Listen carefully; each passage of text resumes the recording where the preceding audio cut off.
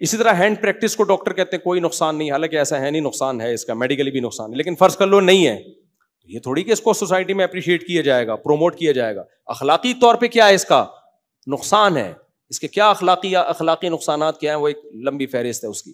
ایک ڈاکٹر بہت الجھا مجھ سے کہ ہینڈ پریکٹس میں کیا خرابی ہے. میں نے کہا بھائی جان آپ ایک چیز، آپ تو، میں نے کہا خرابی تو زنا کرنے میں بھی نہیں ہے. اللہ تعالیٰ نے مرد پہ شہوت اس لیے مسلط کی ہے کہ کمبخت مجبور ہو کے نہ چاہتے ہوئے کسی عورت سے شادی کرے، یہ اللہ اس کو کروا رہے ہیں گن پوائنٹ پہ، اور آپ نے کہا یہ کام کر لو تو وہ تو ڈیلے کرتا چلا جائے گا پھر شادی کو، اس لیے اللہ نے اس کو حرام کر دیا.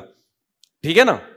اس کی مثال ایسے ہے، جب آپ چاہتے ہو نا آپ کا بچہ صحت اچھی چیزیں کھائے تو آپ اس کو بری چیزیں کھانے سے روک دیتے ہو، مجبور ہو کر پھر وہ ہاف بوائل انڈا کھائے گا، دیسی گھی کھائے گا. کچھ دن کے لیے ہم اپنی بکریوں پہ تجربہ کرتے ہیں، بکری کو اچھی خوراک کھلانی ہے، نہیں کھا رہی تو ماہرین کیا بولتے ہیں، بھوکا رکھو کمبخت کو، برا کھانا ہی نہ دو، جب بل بلائے گی نا، بھوک سے تل بلائے گی تو پھر جو کھلاؤ گے وہ کھائے گی، پھر تھوڑے دن کھا کے عادت پڑ جائے گی. تو اللہ میاں نے بھی کیا کیا، جب بندہ بالغ ہوا اس پہ شہوت کو مسلط کر دیا، لڑکی پہ بھی لڑکے پہ بھی، کیونکہ اللہ چاہتے ہیں کہ یہ شادی کریں، ان کے بچے پیدا ہوں، ایک دوسرے کا سہارا بنے، ایک دوسرے کو محبت دیں، ان کی ڈپریشن دور ہو.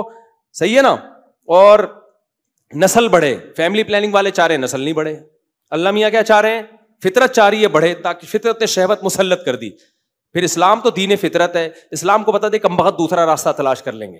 یہ جا کے یوٹیوب پہ سرچ کریں گے ہینڈ پریکٹس کے، ماسٹربیشن کے کوئی نقصان ہے یا نہیں، ڈاکٹر کہیں گے ثواب ہی ثواب ہے اس میں، اس سے ڈپریشن ختم ہوگی، اسٹریس ختم ہوگی.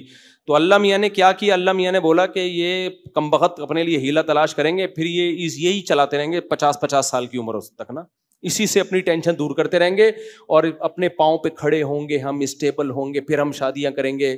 اس کا نتیجہ نکلے گا کہ لڑکیوں کا بیڑا غرق، وہ چراغ لے کے داماد تلاش کریں گے، فیملی سسٹم تباہ برباد ہو جائے گا، سوسائٹی میں لڑکیاں زنا پہ مجبور ہوں گی.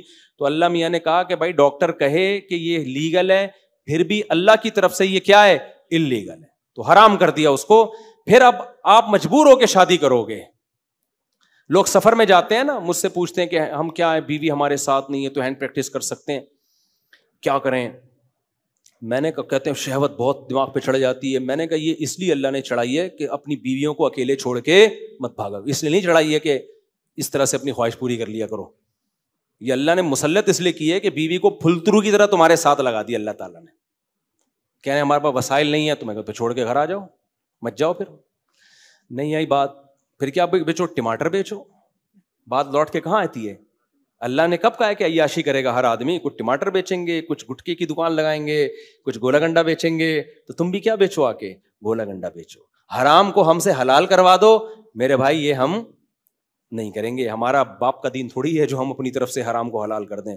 تو اللہ نے یہ اس لیے مسلط کی ہے، اس لیے نہیں کی جا کے ہاتھ سے اپنے آپ کو ڈسچارج کر لیا کرو. ڈاکٹر تو کہے گا کر لو، کیونکہ ڈاکٹر کو اس سے لینا دینا کیا ہے، اس کے یعنی تمہارے فیملی سسٹم سے اور جلد شادی سے اس کا کوئی ٹاپک ہی نہیں ہے. اس نے پڑھا ہی نہیں کبھی کسی میڈیکل سائنس کی کتاب میں کہ دیر سے شادی کے کیا نقصان ہوتے ہیں اور جلد شادی کے کیا فائدے ہوتے ہیں. یہ تو اللہ نے مسلط اسی وجہ سے کی ہے کہ تم چاہو نہ چاہو مجبور ہو کے نکاح کرو، اور اس میں اللہ پہ نہ چاہتے ہوئے بھی توکل کرو. اتنے بیزار ہو جاؤ نا کہ یار اس کے بغیر میرا گزارا نہیں ہے، ایک دن آ کے ابا کو بتا دو، ابا ہو گئی ہے، میں پھٹ رہا تھا، بالکل مرنے والا تھا، دھماکے سے پھٹ جاتا میں، اس لیے میں نے کر لیے. تو ابا کہیں چماٹے لگائیں گے، ابا یہی کریں گے اور کیا کریں گے. تو عقل مند ہوں گے تو نہیں ماریں گے آپ کو. تو اس لیے یہ اللہ نے اس لیے کیا یہ کہ نہیں چاہتے ہوئے بھی کیا کرو، تم نکاح کرو.